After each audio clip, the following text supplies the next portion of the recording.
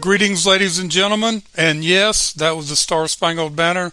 It's most appropriate for today. Welcome to the Medlock Post Radio Show. This is your host, Richard G. Medlock. This is where we educate, entertain, enlighten, and empower. Today is August 11th, 2022, and today's episode is Up with America. And also welcome, ladies and gentlemen, to the zero inflation American economy. Remember, what cost $100 in 2020 is now $114.36. The views and opinions on the Medlock Post Radio Show are the views and opinions of the host. They are not necessarily the views and opinions of Spreaker.com, its corporations, affiliates, or any other podcast streaming services. And we're going to add that our guest today, the views and opinions are his views and opinions, but very much in line with the host. A brighter future. We believe that the best is yet to come for America, but it is not going to happen by accident. Now is the time to join together with one voice to restore our great nation. Up with America is a nonprofit organization created to inform, inspire, and celebrate the very best of America. This is the story of America, and the idea that all men are created equal. The idea that our rights come from our Creator, not from any man or any government. The right to life, the right to liberty, the right to the pursuit of happiness. And that with these rights and in this place, God has given hope a name: America. I can almost hear them say, America. I hear you calling me, sweet land of liberty. I'm on my way, America, beckoning with open arms. I long to feel the warmth of freedom's flame. God has given hope a name, America.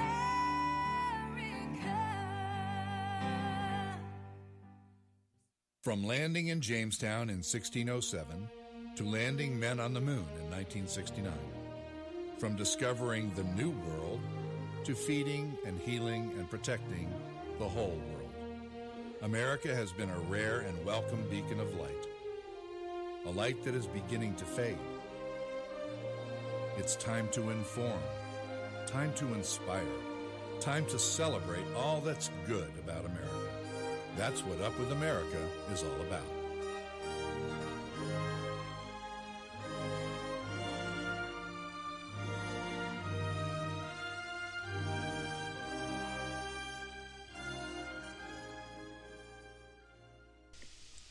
Ladies and gentlemen, my special guest today is Mr. Tom Herron. He is a good friend of mine, and we've worked together for many years now. He has a background. He ran a successful marketing and advertising corporation, and he ran some very successful political campaigns through the years. Tom, welcome to the program. Well, Richard, I could not be happier than to be here right now. Other than sitting next to you and doing this, I can't imagine anything I'd rather be doing this morning, because those of you who are your listeners and your regular listeners certainly know this already. There's very few people I've ever met in my entire life that are more of typical, truly American patriot who understands what he's talking about and has studied it and knows where we're coming from in this country and where we need to go. And so we appreciate every single thing you do. And I've been saying that now for I guess over 10 years, something like that. I admire everything you do, Richard. Thank you so much. And same to you. And this is why you started Up with America. You decided a few years ago something needs to be done.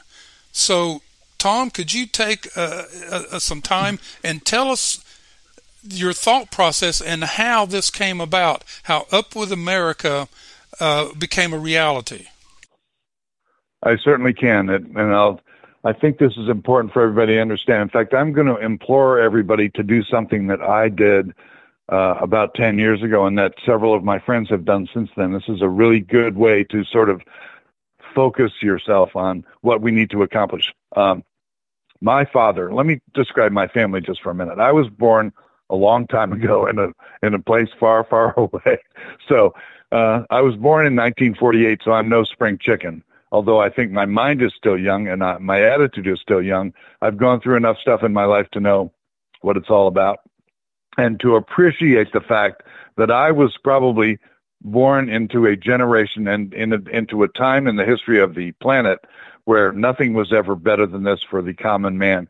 The great middle American society was born then and grew and flourished, and we are the products of what's frequently referred to as the greatest generation.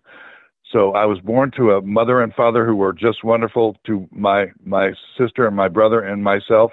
I was born in Ohio. I moved to Colorado for a few years. Then I moved to Annapolis, Maryland for a few years, which is where I developed my love for sailing, which is if I could be doing anything other than being on your show, I would be sailing right now because I absolutely adore sailing. It's just wonderful. My father... You're just too complimentary. Oh, no, I don't know. Well, I'll tell you what, here's what we'll do. One of these days, let's go for a sail. We'll bring the equipment out there and we'll record the whole thing from the deck. How about that? Hey, I'm all for that. Way to do this. I'm all for that. Man, I understand. All right. So let me just read something, folks. My father passed away in 1998 at 80 years old. Tremendous guy. My father was a World War II. Well, I call him a World War II hero. He would challenge that description. I'm quite certain. But what happened is before the war even started, he enlisted and decided that the number one love of his entire life was airplanes. From the time he was a little boy, he used to watch airplanes flying over. The first thing he remembers vividly in his life was Charles Lindbergh's flight, and so he was always all about airplanes. So he enlisted in the at that time the U.S. Army, and then it became part of the U.S. Army Air Corps, and then was in the service the entire part of World War II, all of World War II, from before Pearl Harbor until the war ended. And he ended up spending the last 18 months of his career in India and China flying what's called the hump. In other words, flying back and forth across the Himalayan mountains, delivering arms, ammunition, delivering food and supplies to the Chinese, who at the time were fighting with us and for us from the mainland side against Japan. And so that's the only way we could find to provide them with the things that they needed. It was a very dangerous thing to do. Flying the hump in a C-47, the bottom line is when you were fully loaded taking stuff over to China from India, you could fly maybe at 18,000 feet, and the mountains were up as high as 26,000 feet. So you were flying blind through gigantic peaks. I think something in the order of 1,800 airplanes crashed. So having described that real briefly, Tom, what his background was. And Tom, let's make a point here that China was not communist until 1948 when Mao took over. Thank you. That is exactly right. They were a huge help to the United States and to the entire Allied forces in trying to defeat the Japanese and defeat the Nazis. And so they were our big friends, and they were very helpful. They built the runways that my father landed on when he got to Incheon and some of these other places. So it was a huge undertaking. Anybody that tells you that the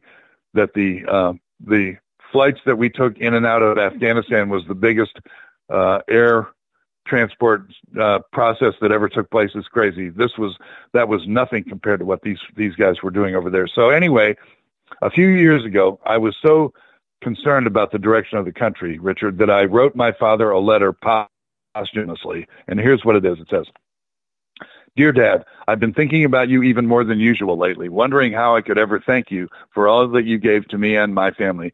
What can I do in my life that ever even comes close to your immense sacrifices? You survived the Great Depression. You left your family behind to fight the war in the Pacific, and then you returned home to build a career in aerospace and continued to defend our nation, putting men on the moon and helping your daughter and your sons attend college. Through it all, you are a man of great wisdom and immense faith. Today I present you with an apology that is long overdue, and with a promise that I will keep until my final breath. First, the apology. You and your generation handed me life on a silver platter. At no time or place in the history of civilization has so much been given to so many, an unparalleled standard of living that would be the envy of kings and czars and emperors throughout the ages. A foundation in faith, family, and education that assured that I could accomplish just about anything that I put my head and my heart and my mind to doing.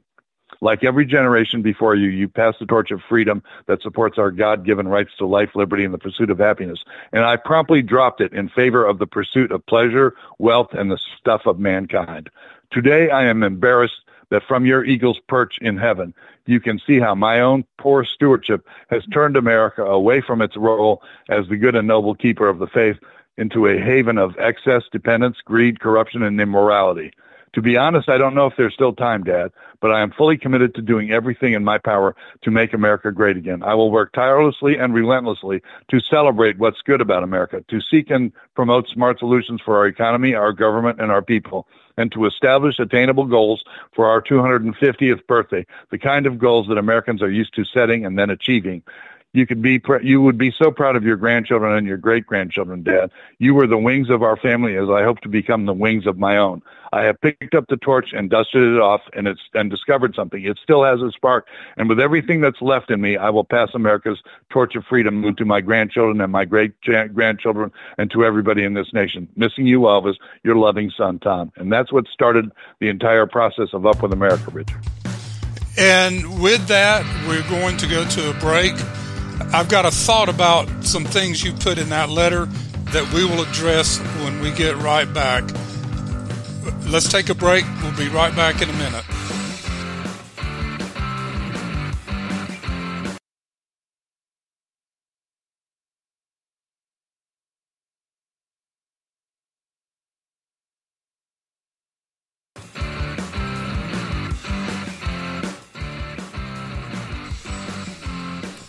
Ladies and gentlemen, we are back with the Medlock Post Radio Show. This is your host, Richard G. Medlock, and our special guest today is Mr. Tom Herron of Up With America. And Tom, I was hoping you would read that letter today, and because it is so touching, and it's interesting. You and I had a little conversation about this not too long ago. And matter of fact, Jim Furry and I talked about this, about oath. There are parts of your letter, Tom, that we should turn into an oath that Americans take today to save America. Now, that's just an idea that popped in my head while you were reading that. What do you think of that idea? That is a great idea. I absolutely love it. I think it's a great idea. You and I have discussed, I think, quite a few months ago, maybe even longer than that. Maybe it was on my radio program. I don't remember. But we have discussed the fact that the only people in America who ever have to swear an oath of allegiance to this country are people who become citizens who came from someplace else, unlike the people who are just pouring across our southern border. So if you've come from any country and you've done it legally, you end up taking an oath of citizenship, and if you're born here, you don't have to take that oath, and I think all of us need to. So I'm in love with your idea, and let's draft one up between us and some of our supporters. I think that's a tremendous idea, Richard. I really do. Yeah, and when we throw that about legal immigrants, these illegal immigrants are not being required to do any of that, and that's the sad part of what the Biden administration has been or is doing, and the administrations, the Democratic Socialist administrations prior to him, with these open border policies and just letting them come in, whether you want to be a citizen or not. Just come on in, and we'll put you on the dole, and you do what you want to in this country. So it's kind of scary. You're not kidding. It's very scary. Well, it is, because it's almost. I had one friend ask me, are they trying to build up an army? Because what's coming across, like 75% are healthy young men in their late teens and early 20s. And the question, are they trying to build up an army? And I thought, that's a very interesting question. It's a very interesting question. You have to ask yourself, let me interject just this. You have to ask yourself, we now are about to have 87,000 armed IRS agents who can then train the army that they're pouring across the southern border. And you know what? If I was a Republican leader right now, we're getting into an area that we probably should postpone for later. If I was a leader of the Republican Party right now, what I would hope would happen is that, and I hoped it would happen a few minutes after the Senate passed the so-called Inflation Reduction Act, which is a joke. Okay. What should have happened is that somebody should have stood up and introduced a bill that says at the same time, tomorrow we're introducing this bill to hire 87,000 border agents so that we can stop this disaster on the southern border. But anyway, I totally understand where you're coming from, and I totally agree. Yeah. And it's interesting, this 87,000, I pulled up on the IRS website, and we're going to hit this and then move on, but some of the major duties of these new 87,000 agents, I'm not going to read all of them, but two of them, pay close attention to these two. Carry a firearm and be willing to use deadly force if necessary. Be willing and able to participate in arrest, execution of search warrants, and other dangerous assignments. Now, excuse me. Oh, Lord. Where is that in the IRS code? It is not in the IRS code. And this goes back to the SCOTUS decision about the FDA. A federal agency can only do what the legislature gives it specifically. And unless that's hidden in that bill that they just passed, that nobody has found yet. So this is a scary thing. All right. And even, Richard, listen, even if it is hidden in that bill, and we can talk about this later too, is the whole concept to me of reconciliation legislation. Most people don't even know what that means, but I think it should be banned. We should not even allow a bill like this to be passed under reconciliation, which means that you and I and the American people have absolutely nothing to say about it. This is a bunch of power-hungry elected officials sitting around the table in Washington, D.C., coming up with stuff that we don't like or we might not like or who knows, and passing it sort of under the cover of midnight, and then it becomes this huge thing. They just spent $750 billion under a reconciliation plan, and I just think that's insanity. Well, a reconciliation bill is supposed to be attached to the federal budget. And this is a parliamentary trick here, folks. There is no federal budget. They do not have one. So how can you have a reconciliation bill when you don't have a budget? You see the hypocrisy, the power play here, and that's what we're fighting against. All right, let me go to a quote from upwithamerica.org website again. You guys go to it. Join Up With America, folks.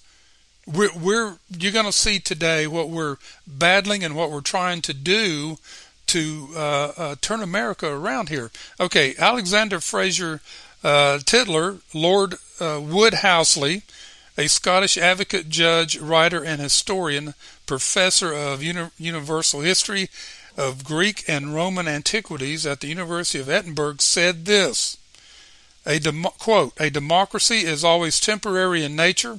It simply cannot exist as a permanent form of government. A democracy will continue to exist up until the time that voters discover that they can vote themselves generous gifts from the public treasury. From that moment on, the majority always votes for the candidates who promise the most benefits from the public treasury, with the result that every democracy will finally collapse due to loose fiscal policy, which is always followed by a dictatorship." Tom, there was a reason you put that quote on your website. Please explain to our listeners why. Because what I was concerned about, Richard, so thank you so much for reading that. Sometimes I neglect to remember how important that statement was. By the way, for the record, folks, I was familiar with that quote, but I never really paid much attention to it until I became friends with former Congressman Mark Sanford. He and I were very good friends, worked together on a lot of different stuff. I did not do his campaigns, but I actually met him in the 1990s. He knocked on our door one day, and that's how I met the guy.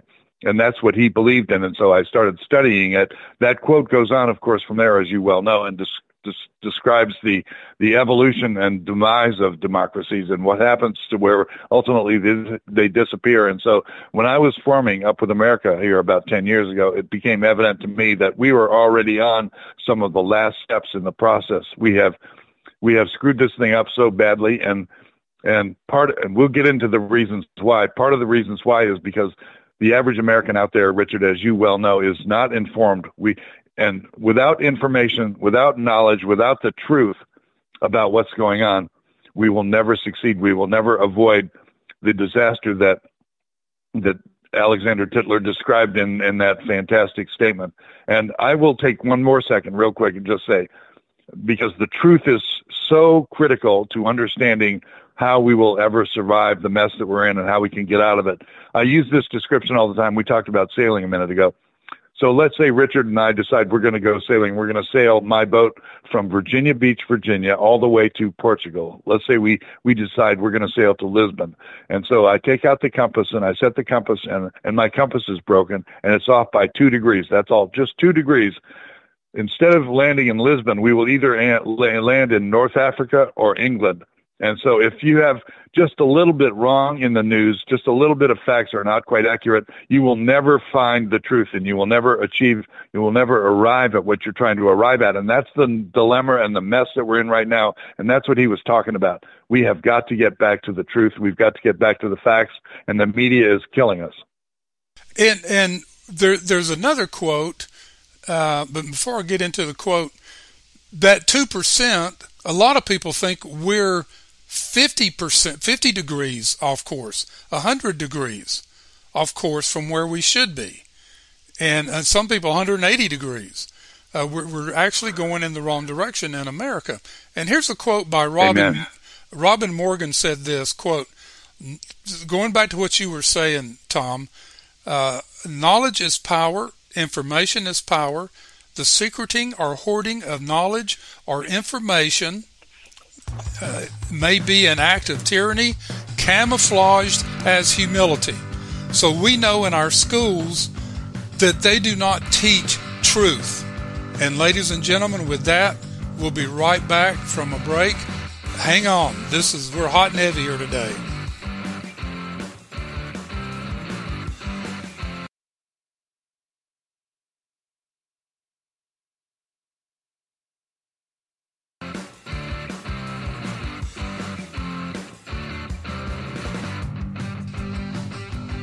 Ladies and gentlemen, this is the Medlock Post Radio Show, and this is your host, Richard G. Medlock. And our special guest today is Tom Herron with Up With America. And so much is going on. Tom and I were talking before the show and how we could go on for hours, which we have. If you add up all our conversations, it probably goes into weeks and months in our conversations over the last several years. You talked about the end of a cycle, Tom, and you also have this on your website. I'm trying to promote your website. The civilization's 200-year cycle. Let me go through this real quick, and then you tell us where you think we are in America right now. Bondage to faith, faith to courage, courage to liberty, liberty to abundance, abundance to complacency, complacency to apathy, and I think in your letter to your dad, you talked about the complacency. And I did. Complacency to apathy, apathy to dependence, dependence to bondage. So where do you think we are, Tom? We are at dependence. We are at the very next to the last stage, which would be bondage. And if people don't understand that, and you know what, they don't, because they have gotten used to being spoon-fed everything. You know, we're going to get free this, free healthcare, free everything. That's how they own us. That's how they take things over. That's what, you know, I was I was privileged, by the way. I wanted to tell you something. I just love what you're doing here with this new program.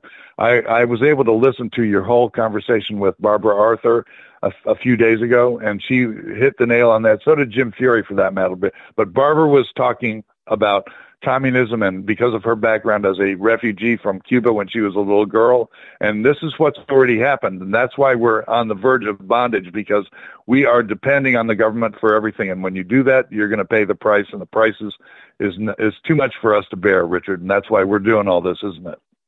It is, and you and I are from that generation. Our parents were just so patriotic, the greatest generation of America. And, you know, my dad, we went out every day and raised the flag, saluted it, said the Pledge of Allegiance, went back out there in the evening and took it down every day, other than the weather. And when you're raised like that, you understand. See, I'm going to get emotional now. You understand what America really is. When they took the prayer and the Bible and Ten Commandments and Pledge of Allegiance out of schools, it started to take that belief in America away from the next generation, and so forth.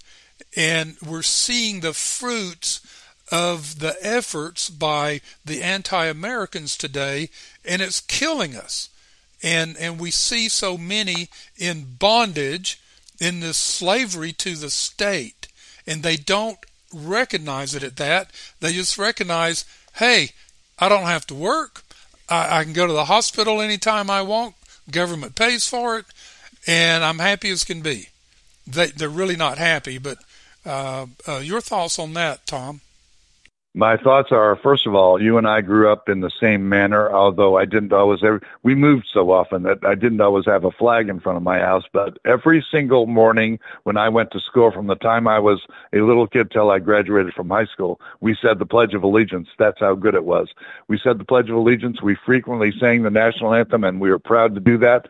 And those things are fundamental, foundational to the success of this country. Listen, folks, you don't have to be a Christian. You don't have to be any kind of Jewish. It doesn't matter what you are, but if you believe there's a God, if you believe there's a supreme being, and if you understand that we're probably not capable of doing this alone, if you guys pay any attention whatsoever to the James Webb Telescope that's recently been launched, you realize that this is a phenomenal universe. But as you all know, we live on this little tiny blue dot in it, and it's up to us to make things happen. And what Richard was just talking about is, I get just as emotional as you do. I get it. I totally do. And so what happened is that when they took God out of our schools, God out of our textbooks, and replaced it with stuff that's just nonsense, which is something we'll probably get into, everything began to change, including my own generation. You know, by the time we got to the 1960s, God was smoking dope. God was getting crazy. God was not paying attention to what we need to be and all the kind of crazy stuff that was going on. And so now what's happened is we have allowed our children to come home from school with, like latchkey children, turn on the TV or turn on their device and sit there for hours on end watching people kill each other or have sex together. And it's just a complete nightmare. And so with that missing, then we're in a world of trouble. And you hit the nail on the head, no doubt about it. We were fortunate. And here's the question I have for you, my friend. Okay, how can we possibly instill the faith and patriotism in this country and what our founders did and said in a generation that's never even heard about it? That's the big challenge we're faced with. That is the big challenge, and I believe it has to start in the home. What happened is the government got parents out of the way in the school system, and the parents were not involved the way they should be. But now the challenge is we have these 3-4 generations that have been indoctrinated in the public school system, and so they're parents now, so they're not going to turn around and teach their children. And something that I had a note about, universities and even some high schools now are starting to teach correct history. They're starting to teach the Constitution. You and I met a professor at Coastal Carolina University, and he explained to us their new course curriculums to teach these things, to teach the Founding Fathers, to teach what the Founding Fathers studied and understood to put the Constitution together, going back to Cicero and Montesquieu and people like that. And these courses are starting to pop up. And this is a good thing. In high schools, they're bringing back the classics to read, to study. And by doing those things. Now, a few episodes ago, I talked about, when I was talking about education, and how George Washington and other founding fathers were self-educated. We have got to instill into people today to do their own thinking, to do their own research, to do their own education. And I'm trying to get somebody on here to talk about the advantages of homeschooling today. And I'm having a little trouble. Maybe, Tom, you can help me in that area. I'll tell you what, we probably don't have much time before the next break, but I would make a couple of suggestions. The guy that you mentioned with Coastal Carolina University is Michael Promisal, and he is just tremendous. I think he would be a tremendous guest. And don't forget that Barbara Arthur also is a homeschool teacher, so she might be a good source for that. Let me think about that, and I'll get back to you with some other names, but you're exactly right. There's no doubt about it. Before we take a break, do I have time to talk about the truth? Go ahead. You still there? Go ahead. Okay. You've probably heard me do this on my radio program, but I found this somewhere, and everybody pay attention to this one. This is a good one. It's called The Naked Truth. One day, a man named Truth and a man named Lie stood by a river just outside of town. They were twin brothers.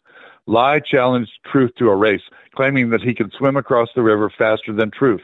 Lie laid out the rules to challenge, stating that they must both remove all their clothes and at the count of 3, dive into the freezing cold water and swim to the other side and back. Lie counted to 3, but when Truth jumped in, Lie did not. As Truth swam across the river, Lie put on Truth's clothes and walked back to town dressed as Truth. He proudly paraded around pretending to be Truth. Truth made it back to shore, but his clothes were gone, and he was left naked with only Lie's clothes to wear. Refusing to dress himself as Lie, Truth walked back into town stark naked. People stared and glared as the naked Truth walked through town. He tried to explain what had happened and that he was in fact Truth, but because he was naked and uncomfortable to look at, people mocked and shunned him. Refusing to believe that he was really Truth, the people in town chose to believe Lie because he was dressed appropriately and easier to look at. And from that day until this day, people have come to believe a well-dressed Lie rather than the naked Truth. I love that. That is so true. I hope you post that on your Facebook group. I'll do it. I promise I'll do it. By the way, folks, we are making major changes to the website, so look at it today and keep looking. Join today, and then in the next week or so, you're going to see a whole lot of new stuff. All right, we are going to a break. We'll be right back. Do not go anywhere.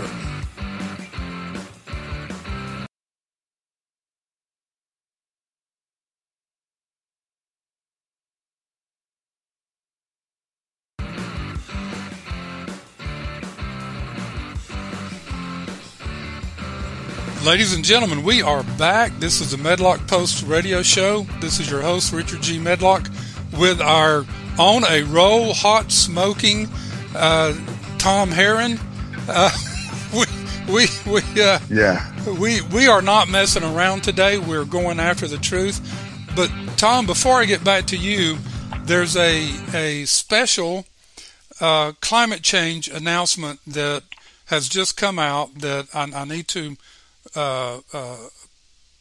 read on the air. It says, in about 40 days, there will be a major climate change event around the world. This will cause you to make adjustments to your dress. It will be darker in the mornings, longer than usual, and the sun will set sooner. You may need to adjust the thermostat in your homes and businesses, and your allergies may be affected and cause problems. You have been warned. So I have a feeling I know what's happening. Am I right? Is autumn coming? Is that possible? Oh my goodness, I love it. That is precious. Well, this is the the craziness of climate change. I had to throw that in there. So I love it. I love it. Listen, folks. You just heard Richard do one of the things he does best is to find something somewhat humorous, and I've sort of learned that from him, because without humor, without smiling, all of us are in even more trouble than we already are. So there's a lot of good stuff that you will find on the Facebook page. He frequently posts stuff like that. I've got another one I'll read to you very quickly that you're going to love, but I bet you haven't heard. It's called Redneck Interpretations of Medical Terms. So studies have demonstrated that rednecks have the lowest stress rate because they do not understand the seriousness of most medical technology. Ready? Here we go. The medical term is artery, which rednecks think is the study of paintings. Bacteria, which is the back door to the cafeteria. Bactrum is what doctors do when patients die. Let's see. Benign is what you be after you be ate. Cesarean section. Yeah, the rednecks are going to rebel against us here. So I know, but don't you just love it? Yeah. Cesarean section is a neighborhood in Rome. A cat scan is while you're searching for your kitty. Cauterizes make eye contact with her. Collie is a sheepdog. Coma is a punctuation mark. Dilate is to live long. Enema is not a friend. I mean, this goes on. There's a bunch of them. Maybe I'll post this one too. I know. I love it. You got to smile, folks. Yeah. We're in so much trouble if you don't smile. Humor is our best friend right now, folks. And, it certainly is. The more you listen to me, as Tom understands, I can be sarcastic. And so I know, and I love it. That. Tom, let's get... Listen, hold on real quick. Richard Medlock was not a frequent guest on my radio program, but a regular guest. We'll get into that some other day, how we sort of are a victim of the woke cancel culture, the radio show was. But it got to the point where we had to create the Medlock moment, which sometimes lasted 10 minutes, where I would have him come on and give us either humor or philosophy for a little while, and I missed that. So we're going to talk a little bit later on about what we're doing to replace that. So that's coming up shortly. And, I just had a thought. I would love, if it's workable on Spreaker, to get you and Glenn back on the show, and the three of us, our little team that we had, back on the air, just, going at it. So we'll try to do listen, that. Why don't I call him? Why don't I call him? And what we can do, if it doesn't work with Spreaker, what we'll do is we'll both go to the studio, and we'll call you from the studio so that we can both be on the phone. I think that's a good idea. That'll work. That's great. And But Tom, let's get back to seriousness for a minute. Just quickly, I want to go back to this Trump FBI search that took place Monday, and everybody's kind of focusing on that it's classified documents. But Andy McCarthy, former federal prosecutor, had an article in New York Post yesterday, and he says this is all about the January 6th committee. He says there is a standing, just lost my train of thought, a jury, what do you call it? Grand jury. I know what you're talking. Yeah, grand correct. Jury. There's like 3 of them in place that Marlon Garrick has put into place, and while Trump was being searched, 2 of his other staffers in the White House were being served subpoenas and to go testify at these grand juries, and another they went up to he and his family on the street with a subpoena and took his cell phone away from him. And Andy McCarthy says, from what he's hearing, this is all about the January 6th committee, that they want to indict Trump on obstruction of justice, insurrection charges, treason, and all these crazy things to keep him from running for office. Your thoughts on that, Tom? Well, first of all, I cannot agree more wholeheartedly with what he said. I totally agree. That is exactly what this is about. Look, I don't like the way this was done, and I am especially annoyed with the fact that the federal government, especially the White House and the Attorney General's office will not say what took place and why. And to use this nonsensical approach that, well, we don't discuss active investigations. We don't even know what the investigation is about, much less discussing it. But here's my take on the whole deal, right? If the goal was to make sure that he doesn't run for president, what they have just done is to ensure that he does run for president. Those of you who love Donald Trump are happier than you've ever been in your life, because you know there's no way after this kind of an attack that he is not going to run. He is going to run. Whether he should or he shouldn't is not my place. All I'm saying is that after this has happened to him, they have lit a fire under the MAGA movement and under the Trump lovers. And so that's an overwhelming result of this whole thing. And if you don't like him, too bad, folks, because what your president has done, and take it from me, this came from the White House. This came from the Oval Office, or at least from whoever's running it, probably from Obama's house, because I don't think the president is running anything right now. But this decision to do this, if they thought this was a way to stop Donald Trump and to stop the conservative movement and to stop people who want our government to get back to what it used to be, this is the exact opposite result. This backfired like a big dog, and I don't think they can get out of it, Richard. How they can, no matter what they say or do at this point, doesn't make any sense. To make matters worse, from my perspective, if somebody does this, if they come in with a subpoena like that and want to look at stuff, here's my question. Who was standing there from a legal standpoint, or from the Trump organization, or from the Trump family? Who was standing there to make an itemized list of everything they took? Because guess what? When they got 14 or 15 boxes back to D.C., they can put 100 different pieces of paper in there that were not in there, that we will never know where they came from. And because they did this whole thing wrong, this is going to be a nonstop nightmare for as long as we can think about it. What a nightmare. What a stupid decision. Yeah, Christina Babb, his attorney, finally got there an hour late, and they wouldn't let her go around with them. That's what I heard. Yeah, and so a lot of people are making this point about putting phony documents in there. Now, hopefully, they had an itemized list. The Trump people had an itemized list of what was in there. So again, it was a misdirect about classified documents, because as we said yesterday, they were in there in June and went through every document, the DOJ attorneys and the FBI, and walked away with nothing. So Andy McCarthy is saying this is all about January 6th, indicting him. Now, they might as well have tried an attempted assassination on him Monday, with the effect that it's having. Because if I totally agree. And everybody's mad. I mean, I'm seeing Republicans that are normally quiet and give all these political answers, are coming out straight shooting. And one of them is our own Senator Tim Scott from South Carolina, and he was on with Maria Bartiromo this morning, and she asked him point blank, is the FBI politicized, and are they going after Trump just to get him out of the way? And there was this pause, and I'm waiting for a political type answer, and it didn't come. It was, Tim Scott was absolutely, they're politicized, they're being run by the administrative state, and we're going after them when we take back the Senate and the House in November. We are going after them. I mean, I've never seen him fired up and as straight shooting as he was this morning, and that's a refreshing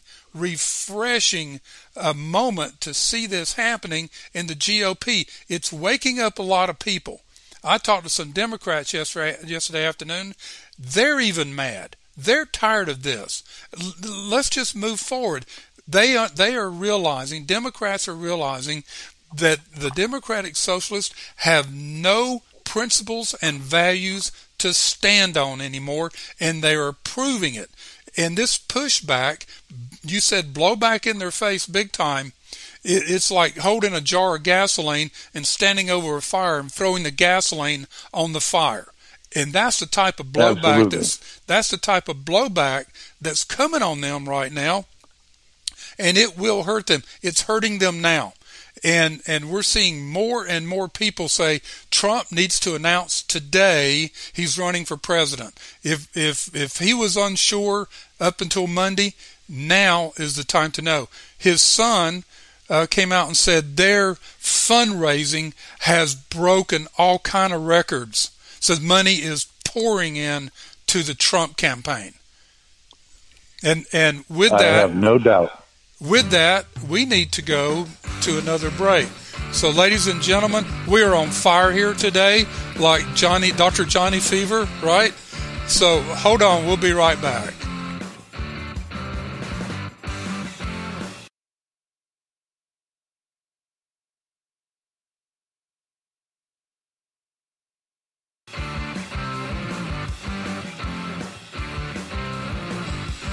And ladies and gentlemen, we are back. This is the Medlock Post Radio Show, and I'm your host, Richard G. Medlock, with Mr. Tom Herron of Up With America.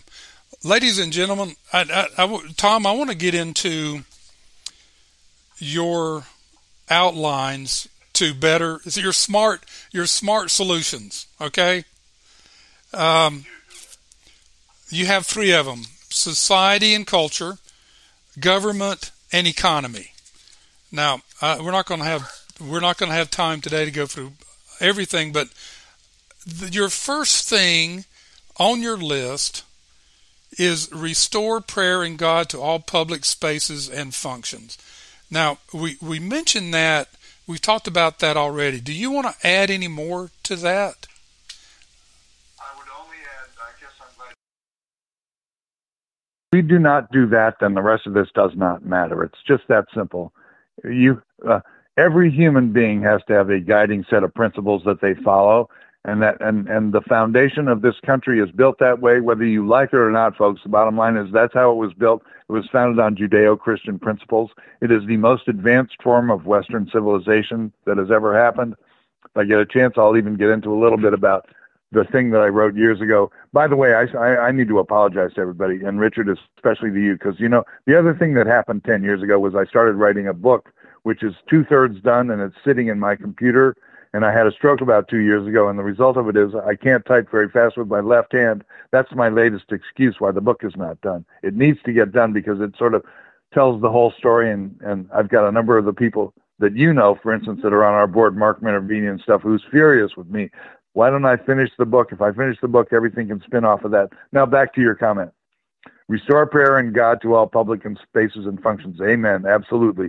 The bottom line is that without a foundation that's built on morality and God, we have nowhere to go. And listen, if you don't believe in God, then I guarantee you what you have, there's a little guy that sits on your shoulder and whispers in your ear that you're doing something right or wrong, and you know what that means. And that's what we have to follow. That's what this is all about. It's very important. And by doing that, you talk about the Judeo-Christian values and principles the country was founded on. It's not the Judeo-Christian beliefs. It's the principles and values. And that's different things, because you had different religions represented in the Constitutional Convention in those days, and they learned to work together. Now, one thing, I was thinking about this yesterday afternoon, about the Constitutional Convention.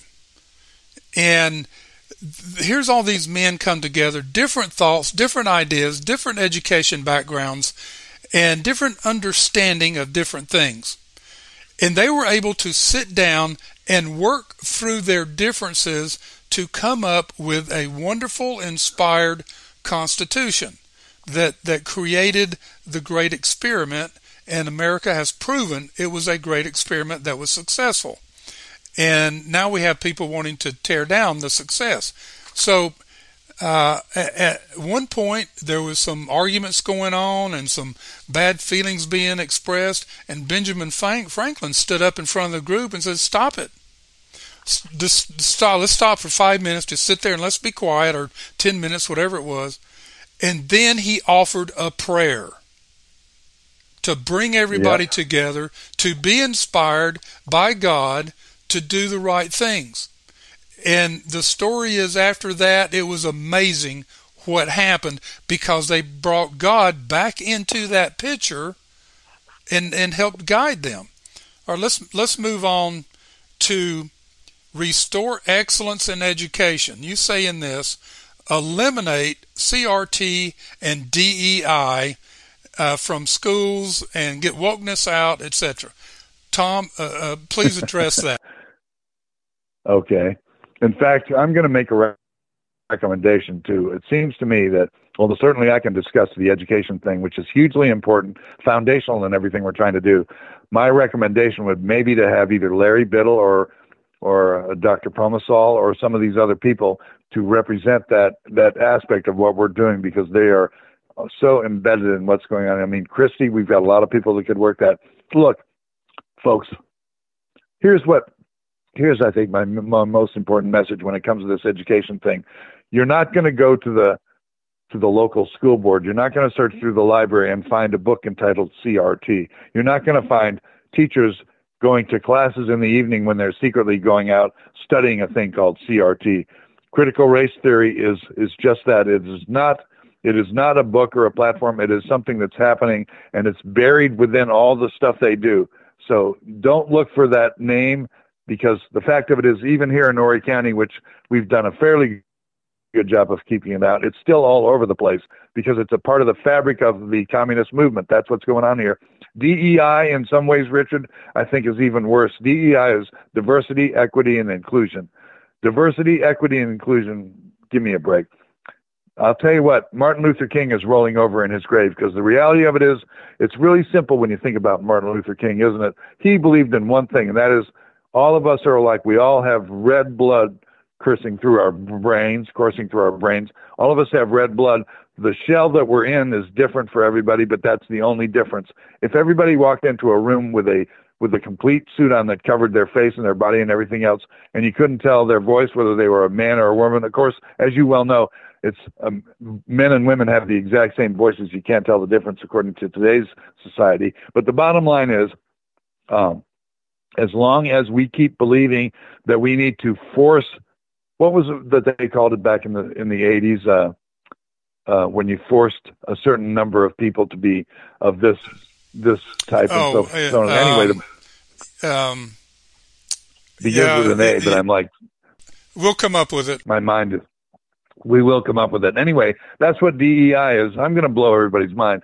You need to check with your local government. About 6 months ago, in sort of a little slippery thing, there's a little notice in the paper that the city of Myrtle Beach government, which is where I live, by the way, city government had announced the formation of the Department of Equity, of Diversity, Equity, and Inclusion. And they had funded it with my tax dollars to the tune of $2.1 million.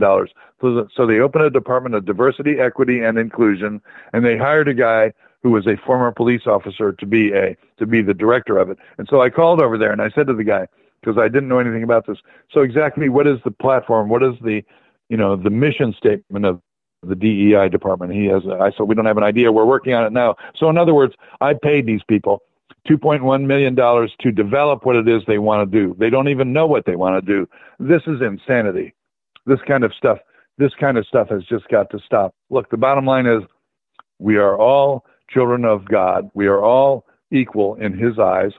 That's what this country was formed on. I mean, it's just that simple. Well, and go back to the founding principles. Yep. Go. And Martin Luther King, his comment was, a man should be judged by his character, not by his skin color. And that's true. And I think that Tom, you and I, and people in our generation, we understood that. I mean, I grew up in the South and we had segregation, and that was a mess. But I learned to respect. I had a lot of black friends. And let me tell a quick story that happened to me. I was 9 years old. Please do. And my brother and I, we would walk about 1.5 miles and get on the bus to go downtown. And he's 3 years older than me. So he's 12, I'm 9. Back then you could do that and not worry about it, right? And yep. So back then the buses had a black line right there at the back door where you exited. And the blacks had to get behind that line to sit or to stand. So the bus is full one day. People were standing up holding the rails. And my brother and I was sitting, and he was sitting up next to the window. And this black lady gets on the bus. Well, there was nowhere for her to sit down. Well, I was taught that you respect your elders and you give up your seat to a senior citizen. I stood up and gave her my seat, and we were in front of that black line. And it got a little testy in that bus. Here's a I'll bet it 9-year-old, did. and all these adult men are making comments to me and all this stuff. And my brother, 12 years old, stood up and spouted off at him, says he's doing what we were taught to respect our elders. Now shut Amen. up. Amen. And Amen. so it's things like that, I think, that are going to make the difference, is standing up for what is right and just being true and faithful to the principles that this country was founded on. All right. Exactly. I know we're almost out of time, so when we come back, I have a couple of comments, and then why don't we plan on reconvening soon? Well, that's going to have to be, but hang on. Let's go to a break, and don't go anywhere. We'll be right back.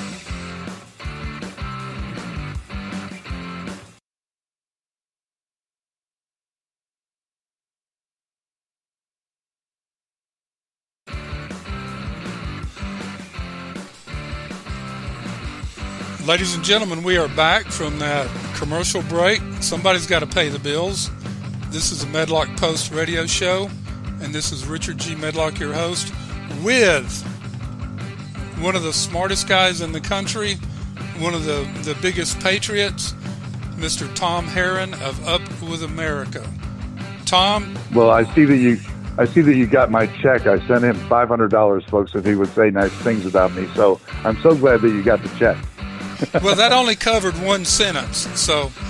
Okay, I got you. Well, all right, so we're... A couple of quick comments. Yeah, go ahead. Please go ahead. No, make your comments.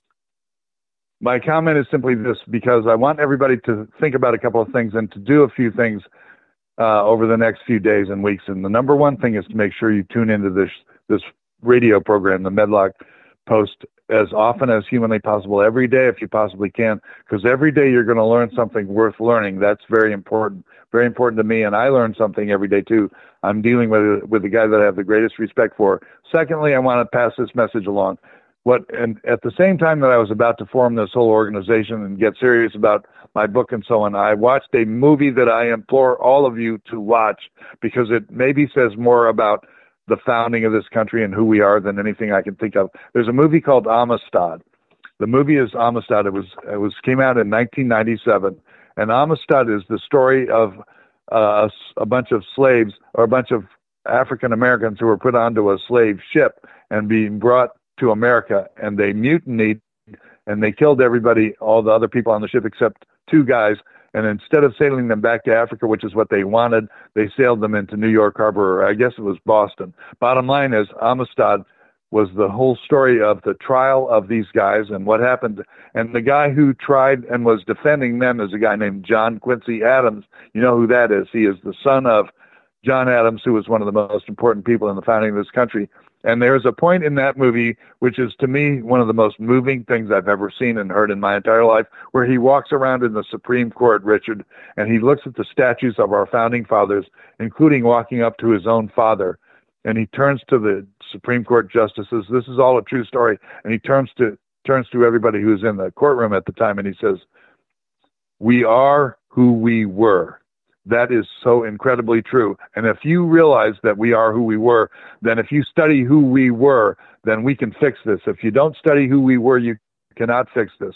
The bottom line is, who we were is what is the greatest nation in the entire history of the earth. There have been some great powers. Let's not confuse that. Being a great power and so on and so forth. Look, you can go back through the history of the civilization, the Roman Empire. Every single thing prior to the United States was a tyrant or a dictator or somebody who took power but did not turn the power back over to the people. This is the only one who's ever done that. And so for almost 250 years, I hope we make it to 250, for almost 250 years, we have been a guiding light, as some people call it. I think Ronald Reagan actually goes all the way back to JFK, the shining city on the hill. We have got to be the torch. Folks, I want you to go out, listen to this show as often as you can, and pick up that torch of liberty. Study Up With America. Study what everything Richard is doing, and never forget that we are who we were. And if you go back to the founding fathers and the words that they spoke and wrote, every all of them had amazing statements that we can live by, and I would implore you to do those very things. Okay. Tom, great closeout there, very inspiring. And I mentioned on the show yesterday, this show is things that you can go back to. It's an educational show. The two-part series I did on rule of law versus ruler's law, the 3 parts on education, Cicero, the central banks and banking. These are there that can be listened to anytime and learned from. That's what we're talking about here, is trying to educate and inform you, to empower you to step up and help build America back the way it should be, and to help a Donald Trump or whoever it's going to be carry out these strong policies, law and order and good economic policies, and shutting the southern border, etc. Now, I want to close, as always, with a quote, and this is from George Washington. And Tom, don't go away. Hang on after we close the show. This is a quote from George Washington. Liberty, honor, and safety are all at stake, and I trust Providence will smile upon our efforts and establish once more the inhabitants of a free and happy country. Unquote. And Wow. And that, folks, is the Medlock Post show for today. May God bless America.